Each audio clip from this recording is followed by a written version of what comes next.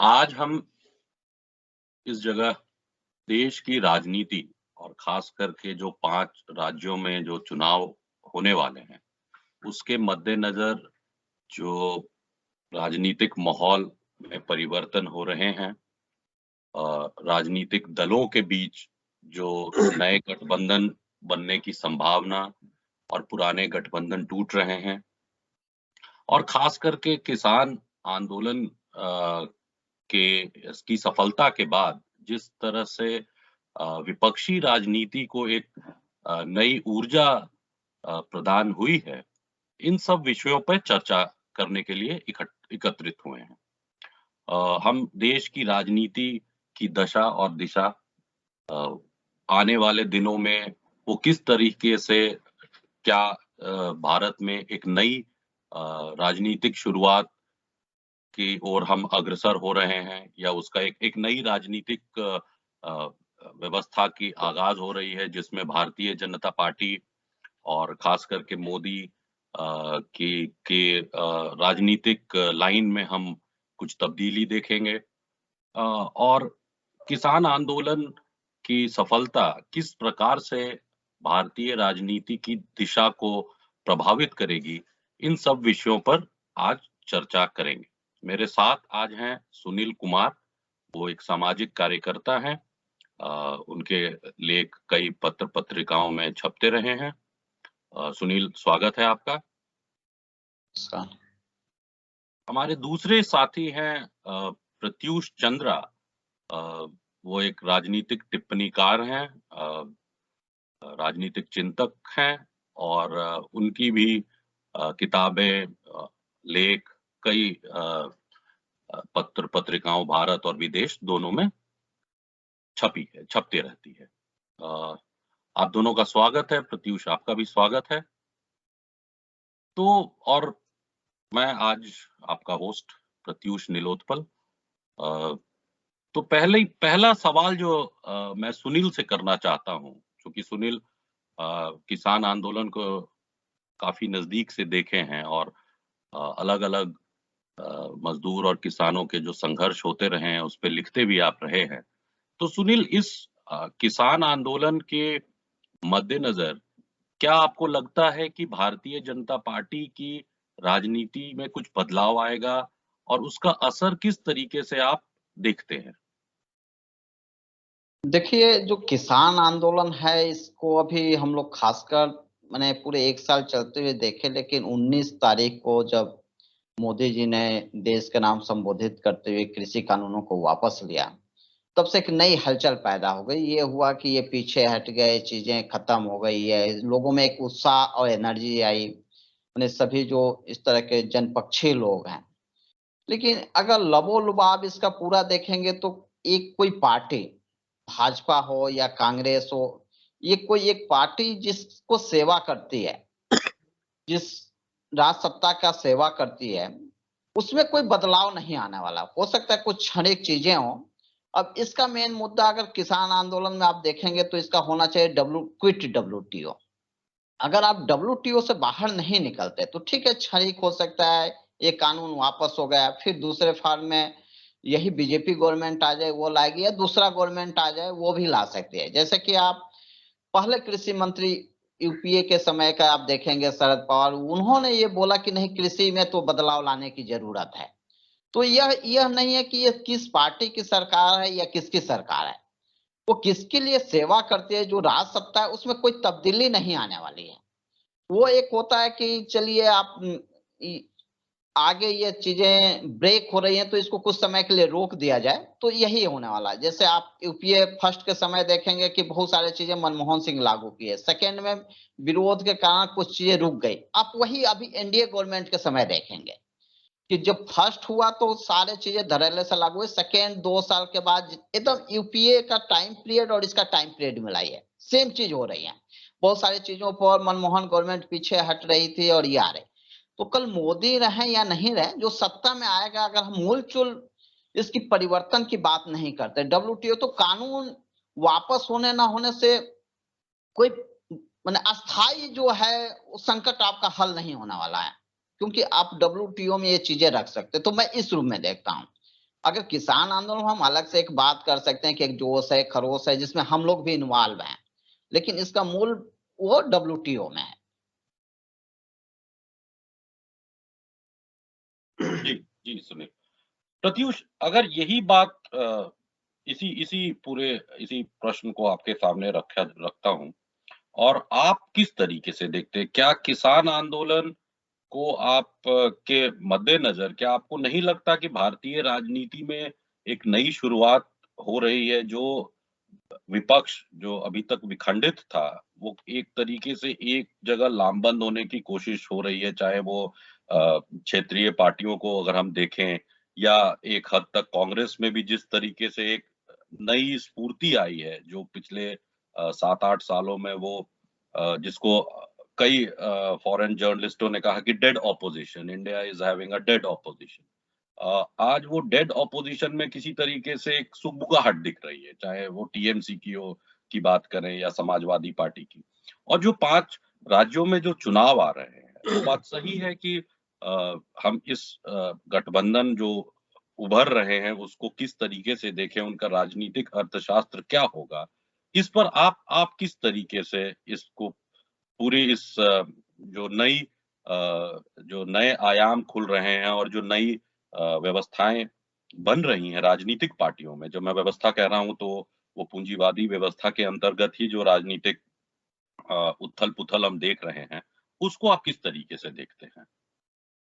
देखिए, मैं समझता हूँ जो सुनील एक बात जो अपनी बात में उन्होंने एक बात मतलब एक चीज़ जो शुरुआत में ही उन्होंने रखा कि सरकारें और राज्य में कौन सी पार्टी सरकार बनाएगी, ये हो सकता है समयानुसार इसका निर्धारण होगा।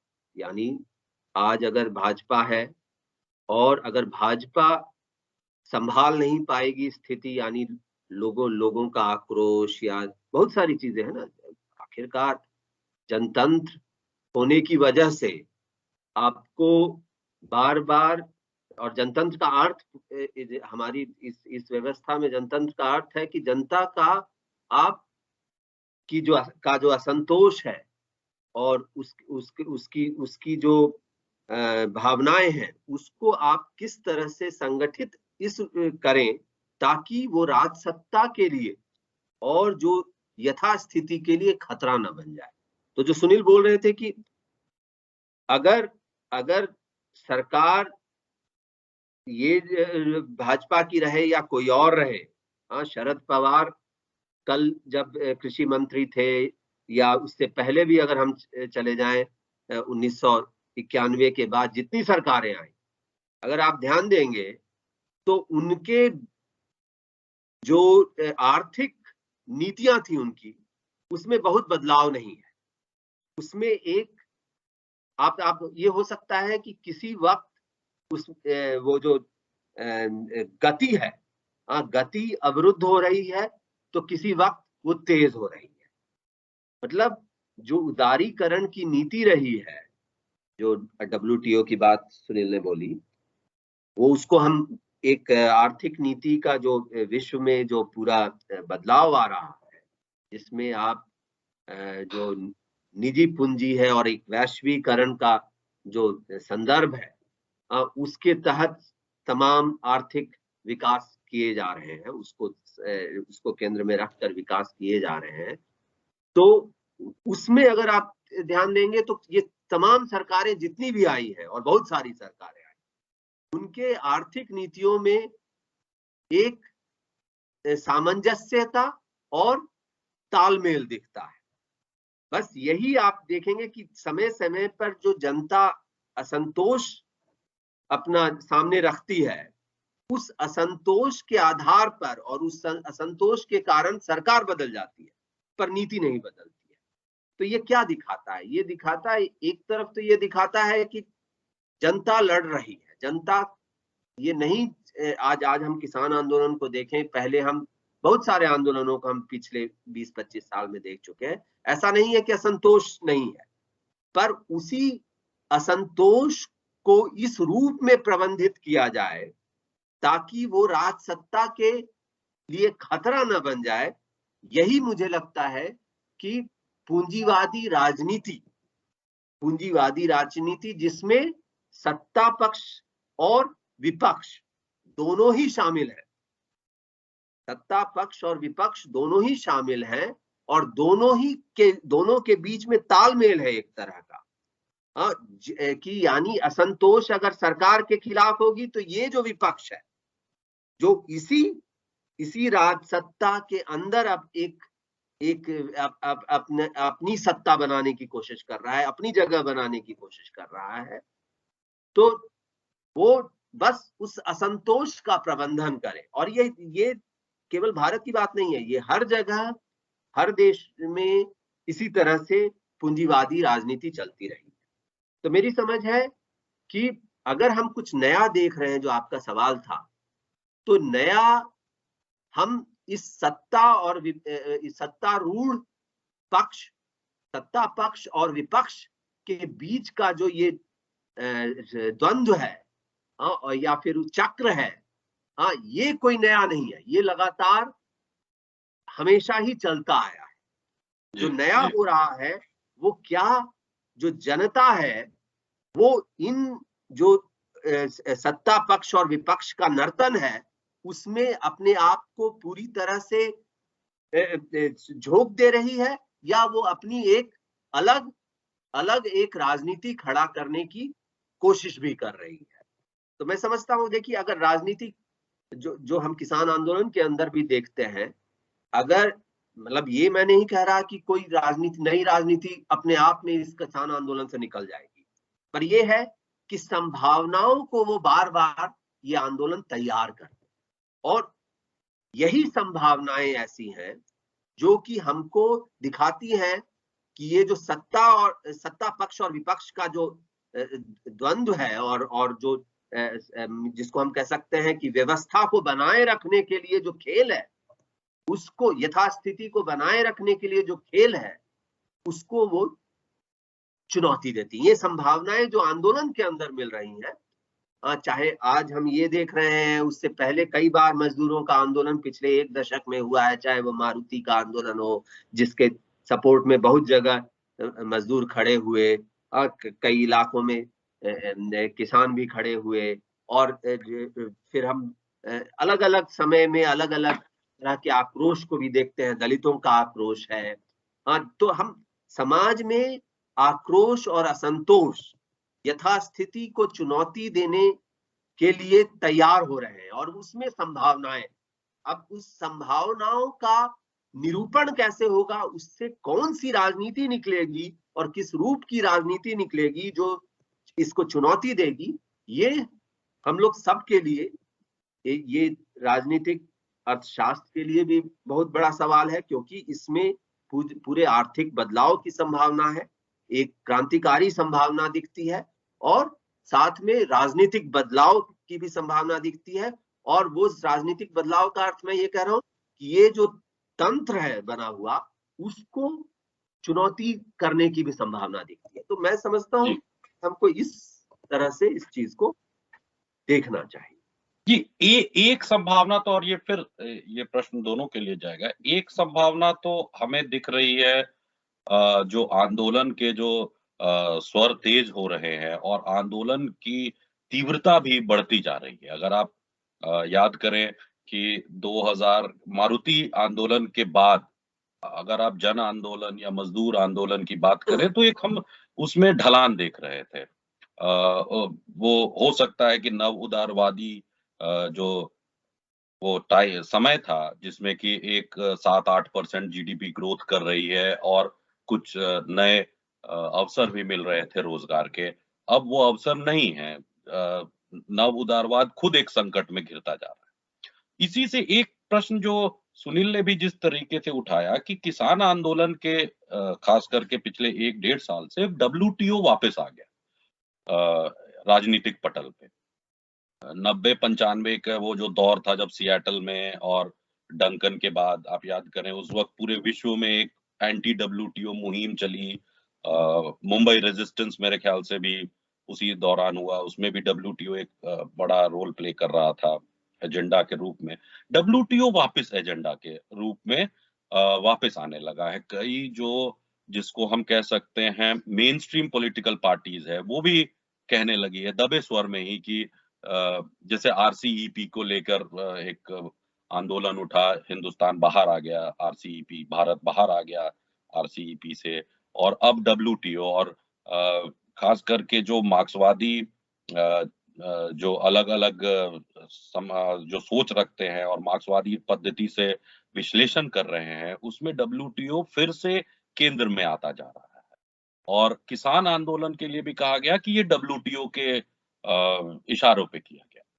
तो ये सवाल बनता है कि क्या WTO को जिस प्रकार से पेश किया जा रहा है, एक इंस्टीट्यूशन जो पूंजीवाद को चला रहा है, या एक वो पूंजीवाद के से अलग एक इंस्टीट्यूशन है जो पूरी वित्तीय पूंजी, पूरे औद्योगिक पूंजी, इन दोनों को वो कहीं न कहीं मिलाने की कोशिश करता है। किसी देश में भारत का उदाहरण जो आ रहा है कि उसने कृषि को कहा कि कृषि बाजार के अधिनियम नहीं है, बाजार के लॉज के अधिनियम, तो उसको लाया जाए। क्या आप दोनों को लगता है कि WTO इस तरीके से काम कर रहा है? और दूसरा कि उसका कितना असर है जन उभार होने पे? और खास करके अगर हम लैटिन अमेरिका और इन सब की भी बात करें तो? तो आपके जो पुराने जो क्वेश्चन थे 5 राज्य चुनाव और इसको जोड़कर WTO, तो हम ये बोलेंगे कि ये जो लेफ्ट पार्टी का काम था या किसान आंदोलन में, ये चीज उतनी उभर कर आई नहीं। आप देखेंगे कि 1996 में WTO के खिलाफ पूरे एक आंदोलन चल रहा था, एक मंच बना था, जिस तरह आज SKM है, उस समय जाफिफ बना था एक, जिसमें महेंद्र सिंह टिकैत और सभी तरह के नंदुजा स्वामी, इधर AIPRF, मैंने बहुत तरह के संगठन लेफ्ट राइट सभी तरह के थे, और जो सोशल, तो वो चीज आप देखेंगे कि इस किसान आंदोलन में नहीं है। ठीक है, इसने कारपोरेट पर सीधा मैंने ये अलग रहा कि अटैक किया, मैंने खासकर अंबानी अदानी को एक चिन्हित किया, जो ये 2 उद्योगपति हैं, लेकिन इसमें लेफ्ट पार्टी फेलियर रहा WTO को केंद्र बनाने में। आप पूरे कहीं पर्चे में प्रेस रिलीज आप SKM का देखेंगे तो कहीं WTO की जिक्र नहीं होती है, या कोई नेता उसकी बात नहीं करते हैं। ठीक है, दबे स्वर या कहीं कुछ लोग लिखते हैं, लेकिन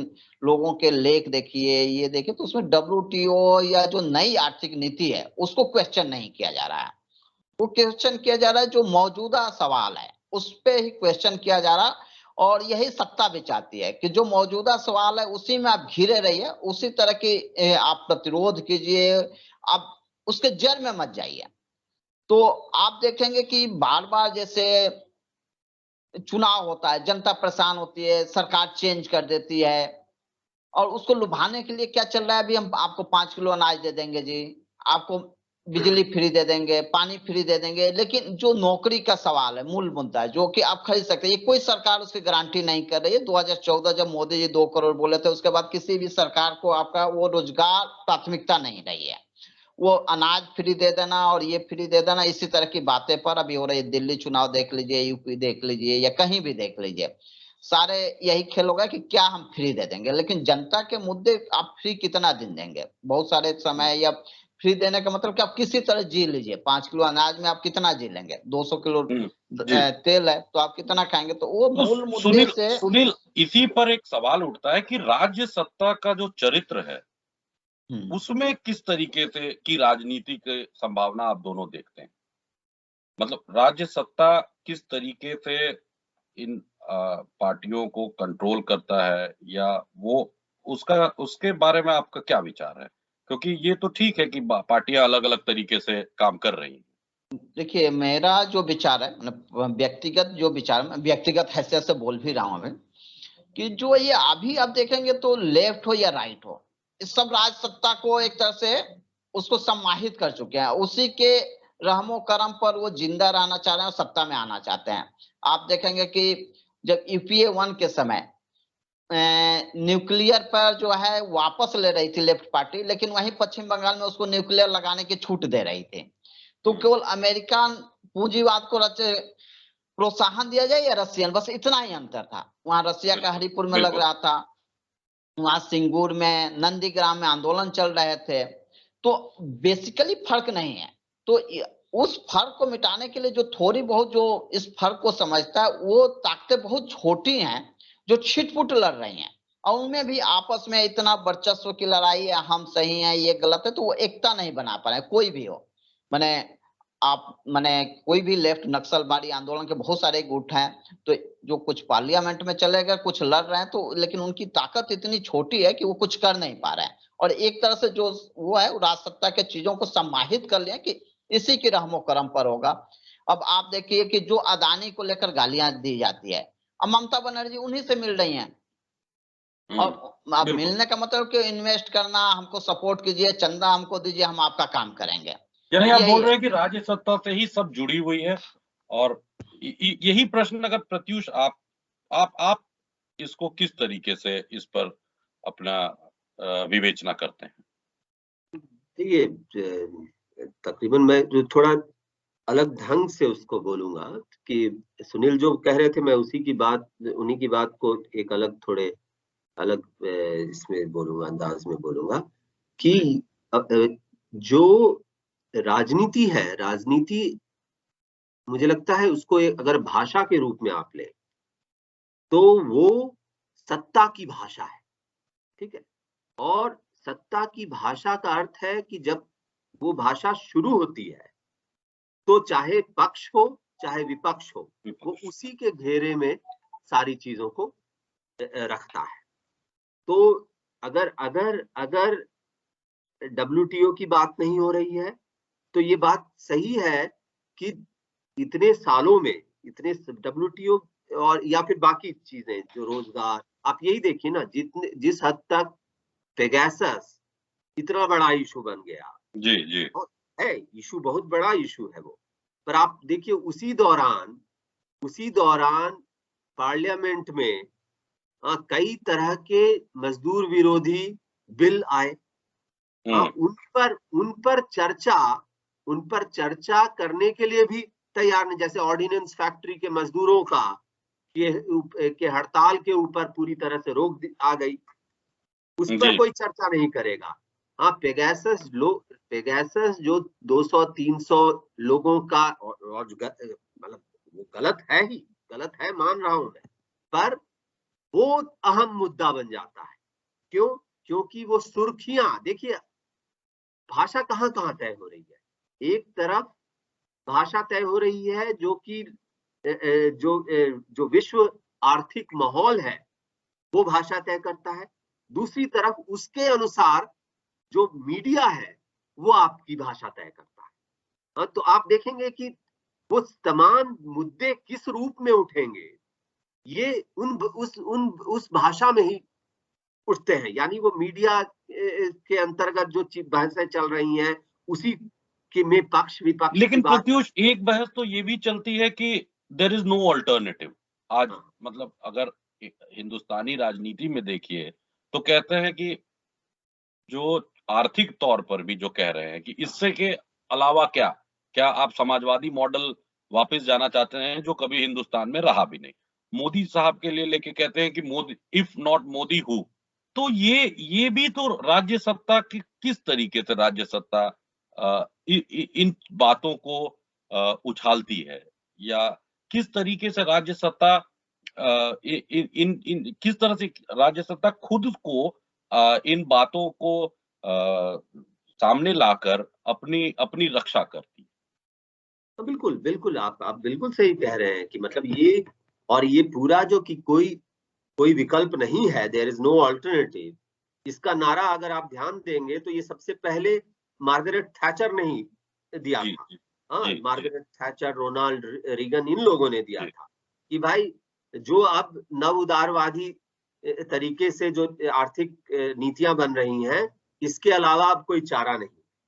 हाँ, और ये बात सही भी है, पूंजीवाद के अंतर्गत शायद बहुत चारा नहीं है। हाँ, पूंजीवाद के अंतर्गत जो व्यवस्था चल रही है उसके अंतर्गत आपको सचमुच दिखेगा 1917 से पहले भी कोई चारा नहीं नजर आता था, वही चीजें हो रही थी। आप अगर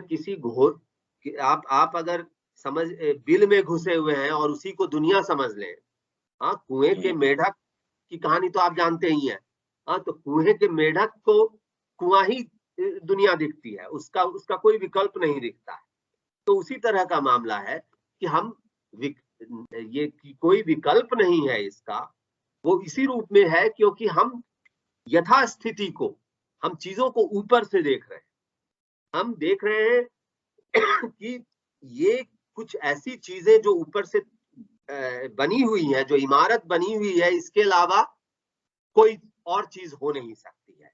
अगर आप नीचे से देखेंगे, हाँ, नीचे से यानी जनता के आंदोलनों के बीच से देखेंगे, तब आपको बहुत तरह के विकल्प नजर आने लगते हैं कि और समाज विश्व में कई तरह के आंदोलनों ने ये दिखाया है कि भाई कई ऐसे लैटिन अमेरिका के आंदोलन हुए जहां पर आर्थिक मंदी इतनी हो गई कि लोगों को नौकरियों से निकाला जा रहा है क्योंकि पूंजीपति कमा नहीं पा रहे हैं।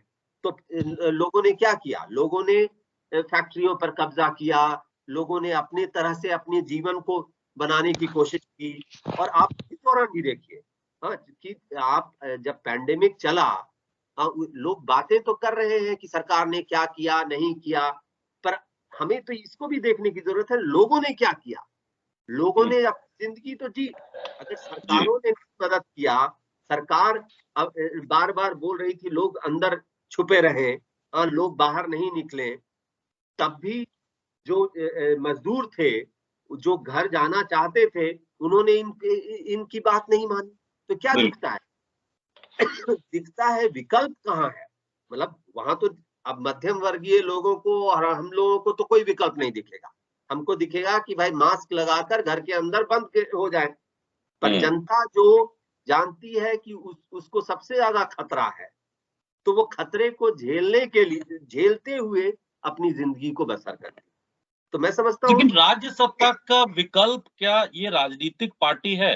जिस तरीके से कहा जा रहा है, जो आपकी बात में ही आ रहा है कि राज्य सत्ता के आज जो सरकार है उसी को हम राज्य सत्ता समझ लेते हैं। और ये बात को थोड़े से हमें समझना पड़ेगा, नहीं तो वो किस तरीके से राज्य सत्ता और सरकार किस तरीके से एक भी है, या दोनों के बीच में क्या अंतर है, ये आप कैसे देखते हैं, या ये आप कैसे हमें समझाएंगे? हाँ, मतलब मैं समझता हूँ कि देखिए, ये जो राजनीतिक विचार और राजनीतिक सोच, राजनीतिक पार्टियां, ये सब हम बातें बहुत करते हैं और ये हो सकता है शास्त्रीय ढंग से इन पर चर्चाएं भी हो सकती हैं, पर अगर हम उसको एकदम एकदम क्रूड ढंग से समझने की कोशिश करें, तो ये सारे जो आपको राजनीतिक पार्टियां नजर आती हैं, जिनको हम राजनीतिक पार्टियां कहते हैं,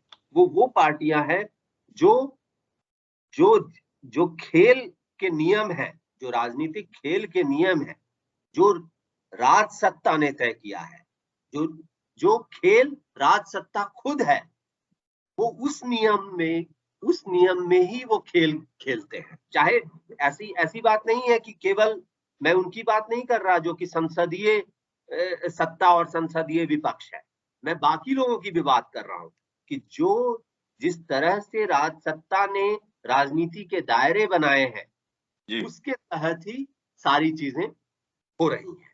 अब आप देखिए, जो हमने अभी भी चर्चा की, सुनील ने भी बताया कि तमाम तरह के सरकारें बदल सकती हैं, और ऐसा नहीं है कि शरद पवार, ममता बनर्जी, सीताराम येचुरी और मनमोहन सिंह, उसके बाद नरेंद्र मोदी, इन लोगों के बीच में कोई अंतर नहीं है। ये सब में वैचारिक मतभेद है और बहुत बड़ा मतभेद है। इसमें आप हम भी चुन सकते हैं कि कौन बेहतर है और कौन ज्यादा खराब है, पर अगर आप उसको बड़े पैमाने पर देखेंगे तो आपको ये नजर आएगा कि ये सारे जो है वो राज सत्ता का जो दायरा है, सत्ता का जो दायरा है, राजनीति की जो भाषा है, राजनीति का जो दायरा है, उसके अंतर्गत ही ये तमाम तरह के विकल्प मौजूद है, उसके अंतर्गत।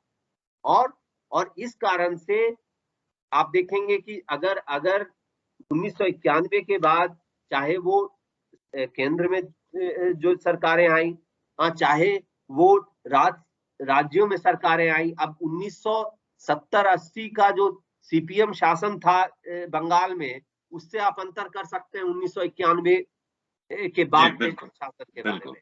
मतलब ज्योति बसु उससे पहले भी थे और ज्योति बसु उसके बाद भी थे। मतलब मैं नहीं कह रहा कि बहुत बड़ा आपको वैचारिक उसमें कोई वैचारिक अंतर नहीं आएगा, पर वो ये बात बोलेंगे कि जो आर्थिक नीति है, जो लोगों के रोजमर्रा के जीवन को प्रबंधित करने की नीति है, उसमें बदलाव जो है वो ऊपर से आता चला जाता है। इसमें उसको वो बोलेंगे कि वो हमारे पास कोई विकल्प नहीं है, हमको इसी तरह से करना है। और ये बात सच्चाई है कि जिस दायरे में वो ऑपरेट कर रहे हैं, उस दायरे में इससे ज्यादा ऑपरेट नहीं कर सकते। वो ज्यादा से ज्यादा वो चावल दे सकते हैं, ज्यादा से ज्यादा वो कुछ रियायत दे सकते हैं, हो ही सकता है कुछ कानून भी दे दें, कोई बेहतर हो, कोई थोड़ा जनवादी रूप में दे, कोई गैर जनवादी रूप में दे। तरह तरह के आपको ये सब शेड्स हैं, जैसे कहते हैं ना कि अलग अलग तरह से, मतलब जो राजनीतिक खूबसूरती है वो अलग अलग तरह की हो सकती है, पर मोटे रूप में जो खूबसूरती का पैमाना है, तो यानी राजनीति का जो पैमाना है वो इसी में वो तय है। मतलब फूल अलग अलग है, बाग एक ही है। हाँ बिल्कुल। तो लेकिन इसमें जी जी कुछ आप कह रहे थे, और फिर सुनील भी मेरे ख्याल से कुछ कह रहे हैं। हाँ जी, आप कुछ कह रहे थे, बताइए।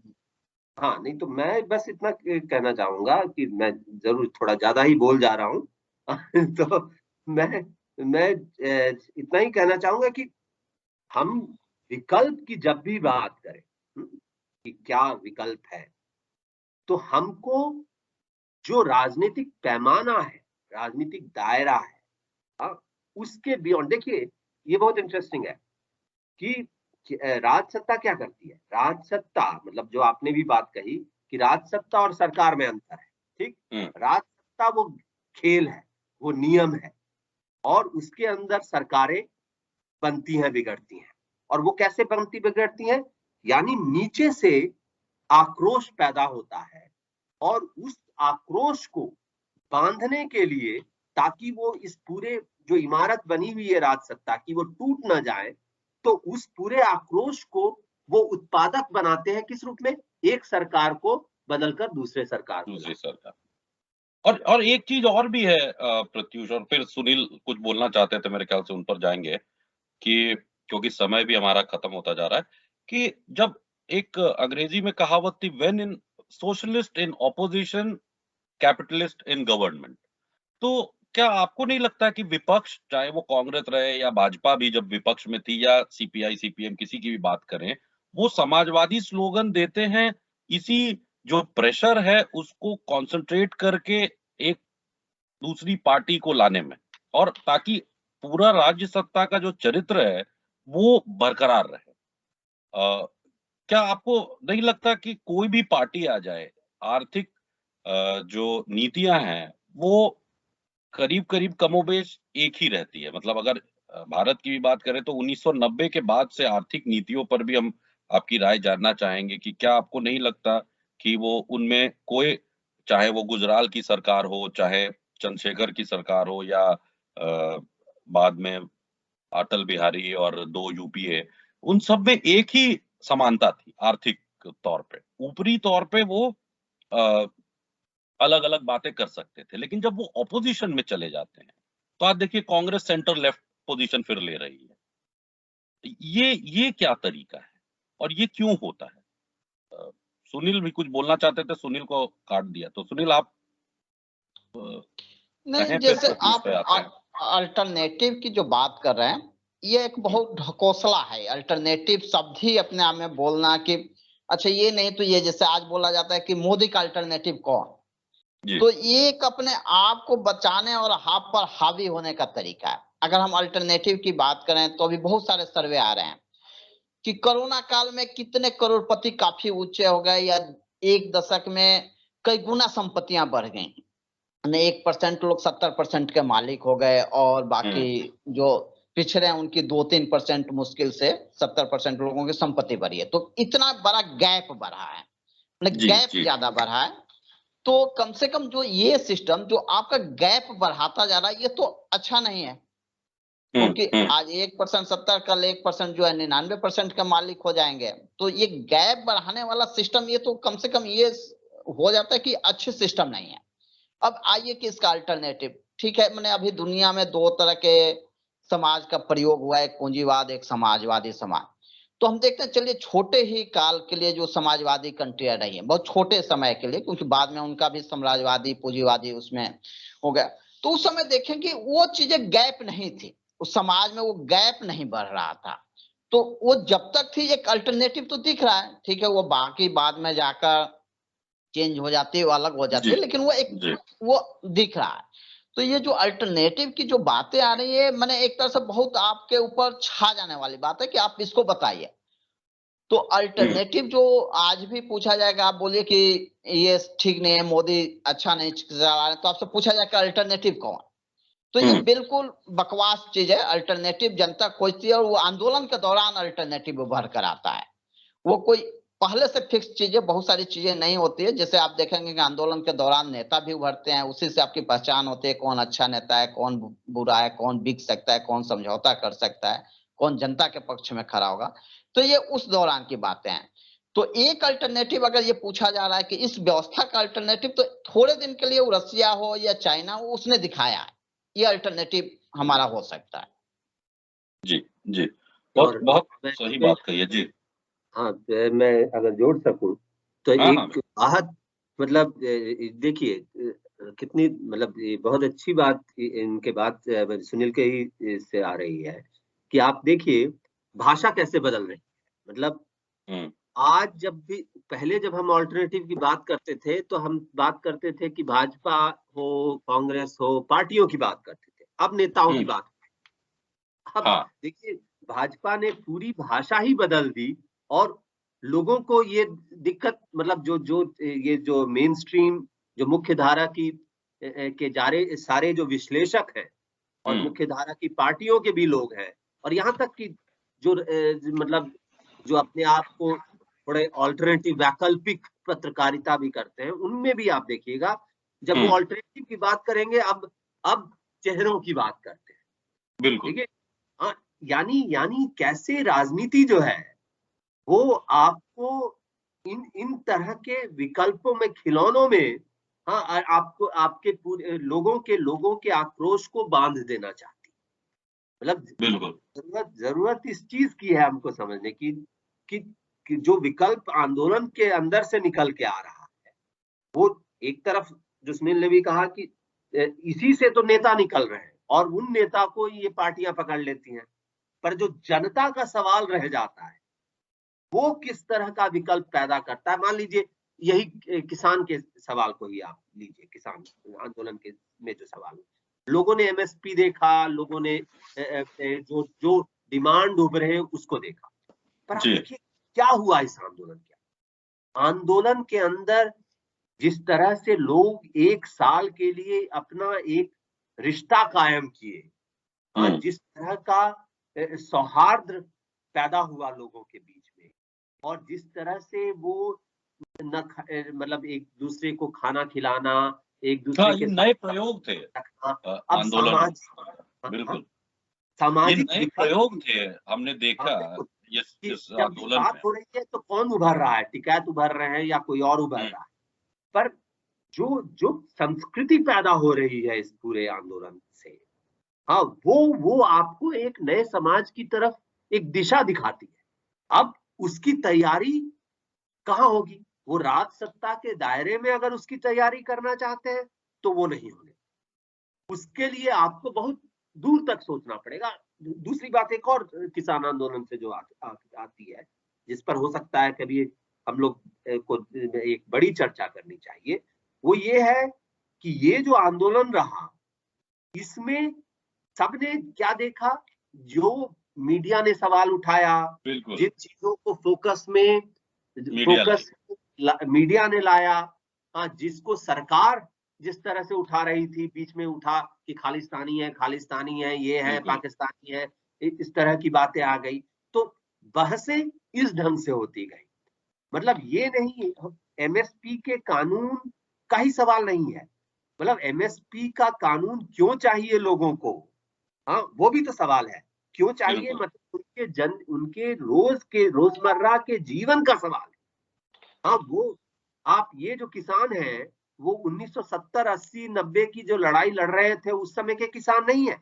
ये वो किसान है जिनके घर में अगर 4 बच्चे हैं तो 3 बच्चा जो है वो जाकर नौकरी ढूंढ रहा है, नौकरी ढूंढ रहा है। और आपको शायद पता ही होगा कि पंजाब, हरियाणा, इन सारे इलाकों में जिस तरह की बेरोजगारी फैली हुई है नौजवानों में, जो बीच बीच करता है, चाहे वो जाट आंदोलन में हो, चाहे गुज्जरों के आंदोलन में हो, वो केवल ऐसे ही उतर जा रहे हैं जमीन पर अपने जाति के लिए, ऐसा नहीं है। सच्चाई है, सबको नौकरी की जरूरत पड़ रही है, सबको काम की जरूरत है। ये सारा आक्रोश कहीं ना कहीं उभर रहा है। और देश भर में हम एक बेशीकृत आबादी को भी उभरता हुआ देख रहे हैं, जिसकी आवाज अब सुनने को मिल रही है, चाहे वो आपने जाट आंदोलन का दिया, गुर्जर आंदोलन और भी कई। तो ये तो एक तरह से जो सरप्लसिंग ऑफ पॉपुलेशन, जो कैपिटल पूंजीवाद का एक अभिन्न अंग है, उसको हम देख रहे हैं। और अब जो किसान आंदोलन में भी आप दोनों ने ही कहा और अपने अपने आर्टिकल्स में लिखा भी कि किस तरीके से बेरोजगार नौजवानों की एक बहुत बड़ी संख्या वहां पर थी, जो डायरेक्टली खेती से जुड़ा हुआ नहीं था, पर था मतलब किसान आंदोलन में, और वो बेरोजगार था, वो दिल्ली में शायद कहीं नौकरी कर रहा हो। मेरा एक सवाल इसी से था। अजी सुनील बोलिए। नहीं, जैसे हम लोग अल्टरनेटिव राजनीति, तो किसान आंदोलन को ही हम मान लें एक, जैसे इसमें 2-3 एग्जांपल आप पूछ रहे थे अल्टरनेटिव। अब क्या है, राज सत्ता क्या करते हैं, अल्टरनेटिव बनाने के लिए कुछ ऐसे कमजोर कड़ी को पकड़ती है जो उसी की बात करे, वो नई व्यवस्था उसकी बात नहीं करे। मैंने थोड़ा, मेरी बात कंट्रोवर्शियल हो सकती है। अब किसान आंदोलन में देखिए, मैंने पूरी मीडिया सरकार टिकैत को अच्छा प्रमोशन, लेकिन सब जानते हैं कि टिकैत का क्या है, ना उन्होंने शुरू किया आंदोलन, ना उनकी आंदोलन में इतने लोग हैं। तो जो अल्टरनेटिव सच में थोड़ा समझ पाते हैं, उनको कैसे दरकिनारा आपको लगा देना है। तो अल्टरनेटिव जो है राज सत्ता ही तैयार करती है। जैसे दलित आंदोलन में कुछ चेहरे देख रहे होंगे कि जिसका जमीन पर कुछ लड़ाई नहीं है, लेकिन उसको पूरा जगह देती है और ये करते हैं। तो राज सत्ता ही अपना अल्टरनेटिव तैयार करती है कि आज मोदी नहीं है तो कल हमारा सेवा कौन कर सकता है। ममता दीदी कर सकती हैं, अखिलेश कर सकते हैं, राहुल कर सकते हैं, जो ये है। दूसरा कि जो बात आंदोलन से उभरती है उसको बहुत चालाकी से राज सत्ता दबा देती है। अब किसान आंदोलन में देखेंगे, केवल किसानों का ये आंदोलन नहीं था, ये जो लोगों को एक बेरोजगारी से, जो अलग अलग तरह से बोलने की आजादी, बहुत सारी चीजें थी नहीं थी, उससे भी लोग उब कर आ रहे थे। क्यों, जो उन्होंने 6-7 साल में, मैंने पहले से भी झेलते हैं, लेकिन 6-7 साल के दौरान उन्होंने जो झेला कि आपके खाने पर रोक, पहनने पर रोक, आपके बोलने पर रोक, आपके पास बेरोजगारी बढ़ती है, तो अब वो सारी चीजें क्या इसमें गौण हो जाती हैं। किसान आंदोलन में किसान के मुद्दे उभर आए, लेकिन वो सारे गौण हो गए और उसको बहुत आसानी से किसान कृषि बिल वापस करके उस चीजों को ठंडे बस्ते में डाल दिया जाएगा। वो जो 10 डिमांड था वो 3 में रह गया। नहीं, 10 का तो ये जुड़ा ही नहीं, ये डिमांड बन सकता था बेरोजगारी का, ये तो डिमांड ही नहीं था मैंने कृषि आंदोलन के लिए। लेकिन ये सब चीजें उसमें जुड़ी, सब इसमें बेरोजगार जुड़े, मजदूर जुड़े, तो लेकिन उनकी जो सवाल है वो बहुत वो सतही रह गई महिलाओं की। ये कृषि कानून तक उसको कैसे राज सत्ता ने सीमित कर दिया और उसी डिबेट पर आपको लाकर रख दिया। तो कल अगर कोई सरकार कोई भी बने, ठीक है, कृषि, तो ये सारे सवालों को तो हल नहीं कर पाएगी, फिर लोगों में बौखलाहट होगी, फिर आंदोलन होगा, फिर सरकार बदलेगी। लेकिन वो बहुत चालाकी से वो चीजों को ही उसमें से निकालती है जो, ठीक है अभी इसको हम थोड़ा साइड में कर देते हैं। लेकिन जैसे बेरोजगारी का जो सवाल है, मुख्य मुद्दा है, आपको रोजगार देना, रोजगार से लोग खरीद सकते हैं, खा सकते हैं। अनाज आप 5 किलो नहीं दीजिए, उसको रोजगार दीजिए, वो खा सकता है। बिजली का बिल पे कर सकता है, उसको फ्री की जरूरत नहीं, लेकिन आप वो नहीं दे रहे हैं। तो ये सारी चीजों को ये किसान आंदोलन में राज सत्ता ने गौण कर दिया। और ये मैंने किसान आंदोलन के नेताओं का एक फेलियर रहा कि इस चीज को उभार नहीं पाए, इस गुस्से को। जो मैंने नौजवान क्यों आ रहा था, जो नौजवान कभी खेत में नहीं आता था, वो नौजवान क्यों आया इस आंदोलन में, क्योंकि उसको कहीं ना कहीं बेचैनी थी ना, जिस रूप में हो, तो उसको वो बहुत आसानी से एक आंदोलन में इस पर ये तो कृषि एक बढ़ गया। लंबी बहस होनी भी चाहिए आंदोलन में भी, और खास करके वैसे लोग जो नहीं, ये किसान आंदोलन में बेसिकली जुड़े रहे।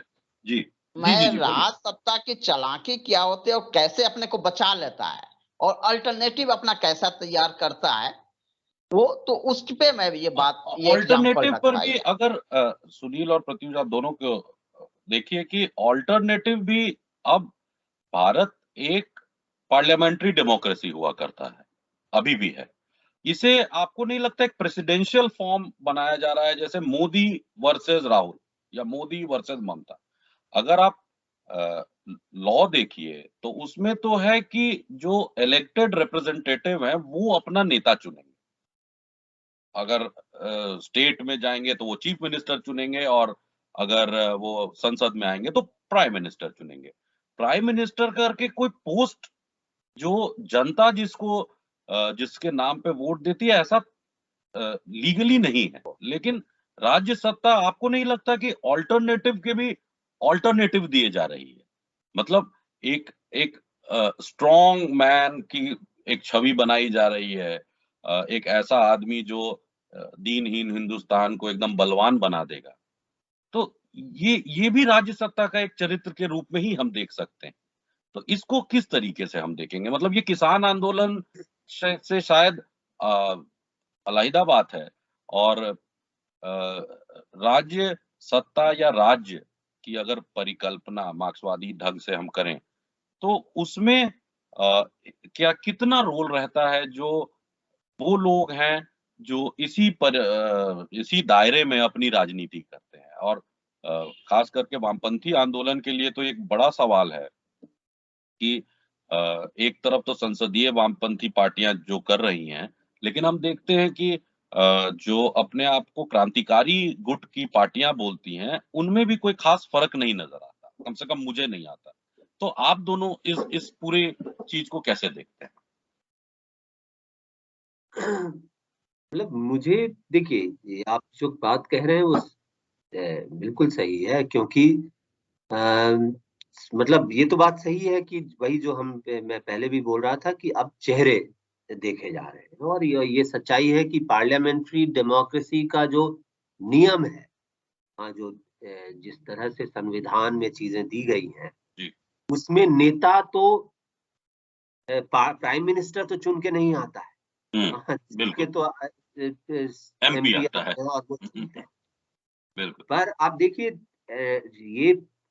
ये हो सकता है कि भाजपा या आरएसएस इस चीज को पहले से कहती आई है कि इस तरह का एक राजा राजा राजा की बात वो करती आई है। पर मैं समझता हूं कि केवल उतना तक नहीं रहती है चीजें। राज सत्ता को भी कई बार अपने आप को संभालने के लिए ऐसे स्ट्रॉन्गमैन को सामने लाने की जरूरत पड़ती है। आप देखिए, ये मोदी का ही सवाल नहीं, इंदिरा गांधी जब थी, आज खास तौर से उनका जो 70 के दशक का जो काल था, उसमें और आप देखिएगा कि मोदी और इंदिरा गांधी के काम करने के तरीके में बहुत मतलब बहुत मेल है उस ढंग से, अगर आप ध्यान देंगे। हाँ, ये बात सही है कि सांप्रदायिक नहीं थी उस रूप में इंदिरा गांधी, इस्तेमाल तो सांप्रदायिकताओं को इस्तेमाल करती थी जी, आप बिना बोले। हाँ, मतलब वो उसका औजारीकरण करती थी। ये जो है, ये भी औजारीकरण ही करते हैं, पर ये है कि इनको आप जोड़ सकते हैं, इनके जो विचारधारा से आप उसको जोड़ देंगे। इंदिरा गांधी वो खुले तौर पर नहीं बोलेंगे। तो इस तरह के बहुत सारे अंतर हैं। ये भी बात सही है कि इमरजेंसी उन्होंने लगाई वो संवैधानिक तौर पर, क्योंकि संविधान में ही दिया हुआ है। बिल्कुल। ये जो है जनाब, बिना संविधान के मतलब इमरजेंसी न होकर भी इमरजेंसी जैसे है, बिल्कुल।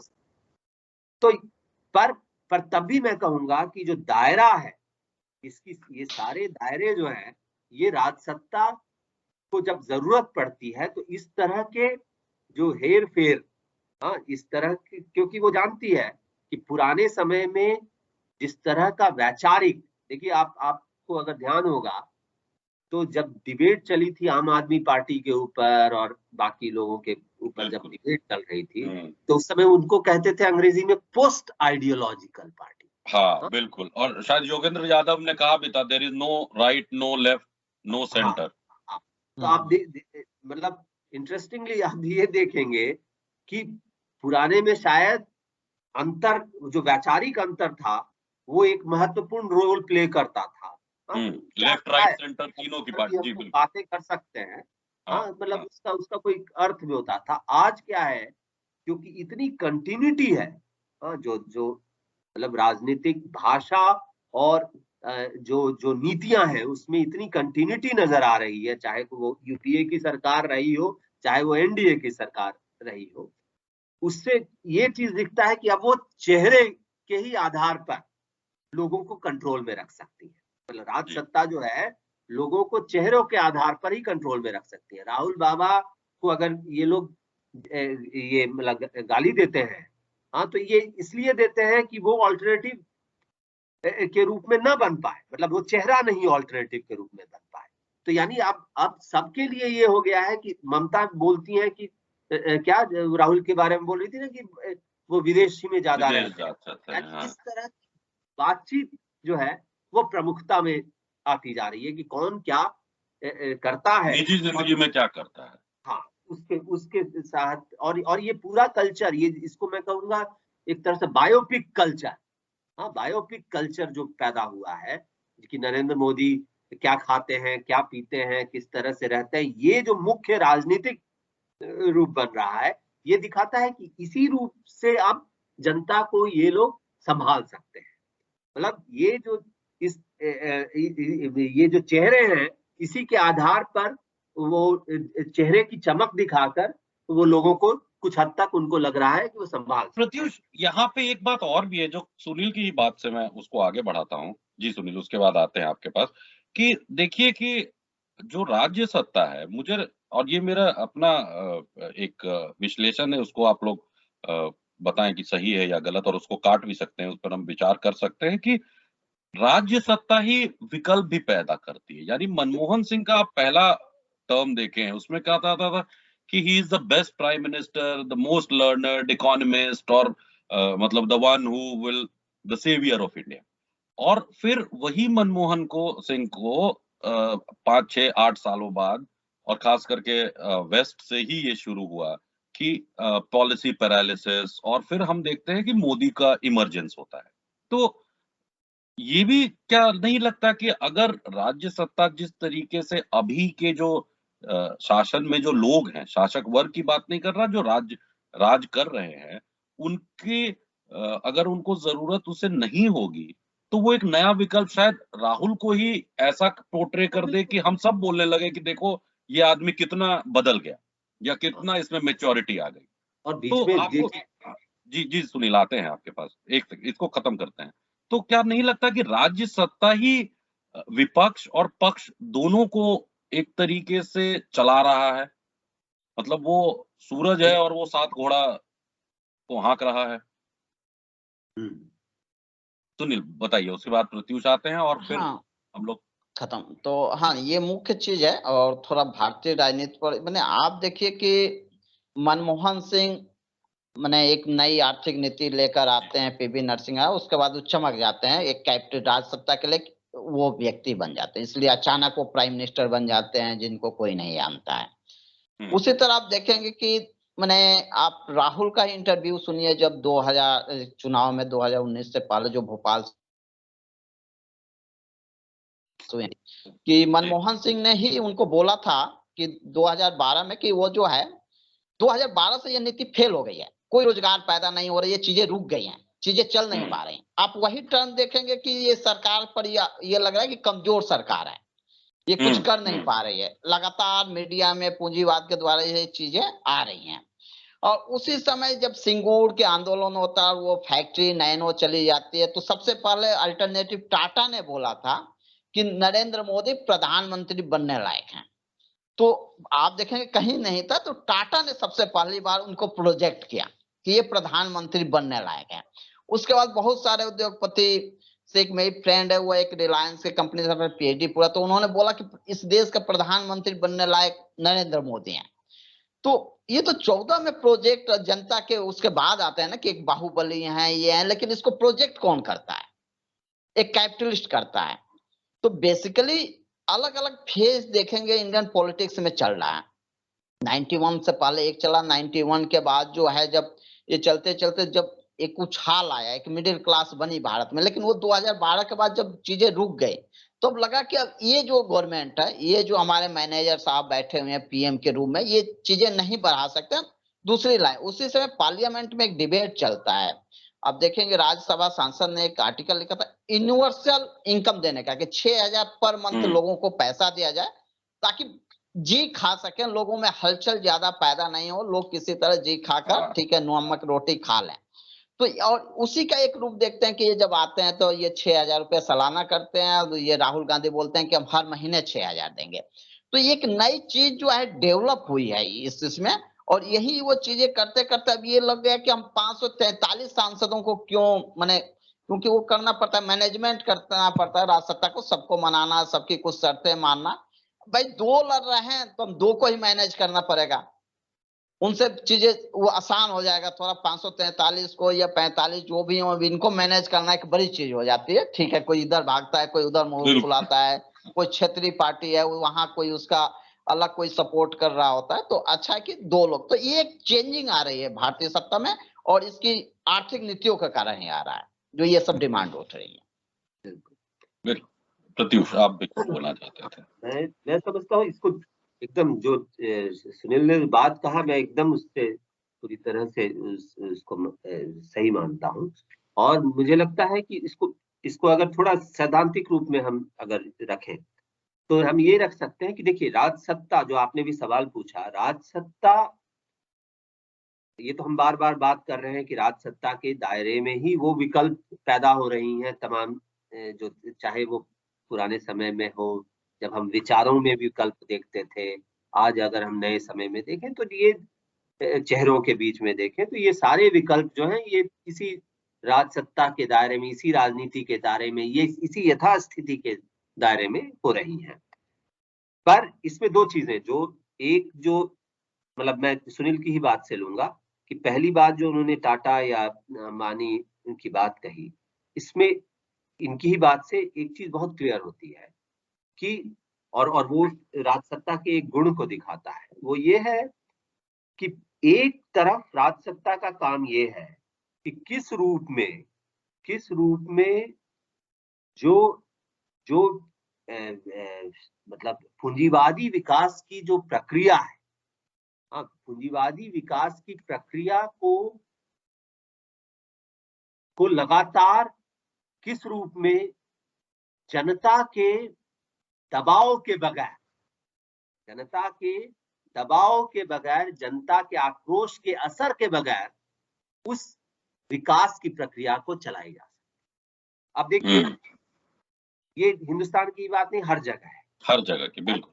ये मतलब ये हुआ कि एक तरफ एक वैश्विक परिप्रेक्ष्य है जो पूंजीवाद का है, जो कि ये दिखाता है कि ये सच्चाई है कि जो राजनीतिक विकल्प मौजूद हैं, आप इनकी तो बात छोड़ दीजिए, ग्रीस में जब सिरिजा आई, या लैटिन अमेरिका में बहुत सारी पार्टियां आती हैं, वो वामपंथी पार्टियां होती हैं और लोगों के आक्रोश से वो पार्टियां आती हैं और उनकी विचारधारा, उनके नेता भी अच्छे होते हैं।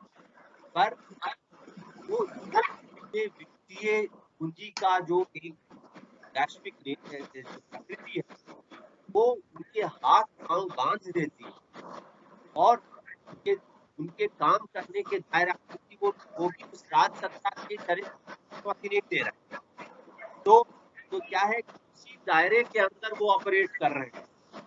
अब वो दायरे के अंदर ऑपरेट करने के कारण उसका काम एक ही हो जाता है, चाहे वो वामपंथी हो, चाहे वो दक्षिणपंथी हो, चाहे कोई, वो ये है कि हम इतना ये जो राजनीतिक असंतोष पैदा हो रहा है इसको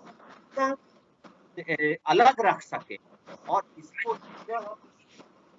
इस तरह से इसका प्रबंधन कर ताकि प्रक्रिया पर जोर जिसे शायद मार्क्स ने इसी के लिए शायद कहा था कि they are the executive committee of the bourgeoisie. बिल्कुल बिल्कुल, एक तरफ ये और दूसरी तरफ अगर मार्क्स के पुरानी बात पर लिया जाए तो पूरा पूंजीवादी राज सत्ता जो है वो पूरी की पूरी राजनीति और आर्थिक के बीच के अलगाव से पैदा होती है। राज सत्ता है वो राजनीति और आर्थिक, यानी राजनीतिक जो जीवन है, यानी लोगों के आक्रोश, ये तमाम तरह की चीजें हैं, उसको एक तरफ बांधती है, और दूसरी तरफ जो आर्थिक जीवन है, जो उसका रेगुलेशन पूरी कर रही, तो उसको बनाए रखना, उस पर राजनीति का असर नहीं होने देना, यही राजसत्ता का काम। राजसत्ता और शायद अगर हम आधुनिक राज्य की जो उत्पत्ति है उसको भी देखें तो जिसे एंगल्स ने कहा था, और मुझे एग्जैक्ट वर्ड नहीं याद है, लेकिन जो एंटागोनिस्टिक कॉन्ट्राडिक्शन है बिटवीन क्लासेस, उसको रिजॉल्व करने का की एक प्रबंधन है, और उसी को हम राज्य सत्ता के रूप में भी देखते हैं। तो यानी राज और राज्य सत्ता की जो गुण है वो जनता के आक्रोश का प्रबंधन, और एक उसी प्रबंधन के स्तर को उसी को प्रबंधित करते हुए एक निरंतरता बनी रहे, ताकि पूंजीवाद अपना पुनरुत्पादन और पूंजी का पुनरुत्पादन और उसकी बेशी जो मूल्य है उसमें पैदा होता रहे। तो समय की सीमा है। मुझे लगता है कि हम तीनों इस चर्चा में सहमत ही हैं कि राज्य सत्ता विपक्ष भी पैदा करती है, और राज्य सत्ता ही और जो पूंजीवादी राज्य है वही इन विपक्ष को कभी राज्य में ले आएगा या फिर एक नए विकल्प के तौर पे पेश करता है। लेकिन असल विकल्प मुझे लगता है हम तीनों ये मानते हैं कि असल विकल्प अगर आएगा तो वो आंदोलन की ही मदद से आएगा। चुनाव में उसका क्या रोल रहेगा, नहीं रहेगा, इस पर हम कभी और चर्चा करेंगे। आज की चर्चा हम यही समाप्त करते हैं। आप दोनों का बहुत बहुत धन्यवाद, और हम अपनी चर्चा जारी रखेंगे, और आगे भी किसी अन्य मुद्दे के साथ आपके साथ फिर आएंगे। धन्यवाद।